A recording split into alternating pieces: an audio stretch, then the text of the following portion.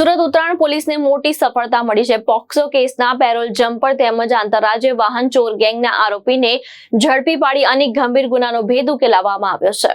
ઉત્તરાયણ પોલીસે પોક્સો કેસના ફરાર દોષિત અને આંતરરાજ્ય વાહન ચોરીના માસ્ટરમાઇન્ડ સહિતના આરોપીને ઝડપી પાડ્યા છે।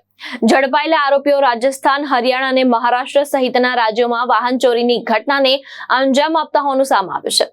અમદાવાદના અપહરણ કેસમાં ભોગ બનનાર સાથે બે વોન્ટેડ આરોપીની પણ ધરપકડ કરવામાં આવી છે। પોલીસ તપાસમાં સામે આવ્યું છે કે પોક્સો કેસમાં 20 વર્ષની સજાનો દોષિત પેરોલ પર છૂટ્યા બાદ ફરાર થઈ ગયો હતો। આ ઉપરાંત રાજસ્થાનમાં પ્રેમિકાના અપહરણ અને દુષ્કર્મ કેસમાં સંડોવાયેલા આરોપીને પણ સુરતમાંથી ઝડપી પાડવામાં આવ્યો છે। પોલીસે થાર, સ્કોર્પિયો અને ક્રેટા જેવી 4 વ્હીલ ગાડીઓની ચોરી કરનાર ગેંગનો પર્દાફાશ કર્યો છે। તપાસ દરમિયાન અનેક રાજ્યોમાં નોંધાયેલા વાહન ચોરી, અપહરણ અને અન્ય ગુનામાં ભેદ પણ ખોલ્યા છે।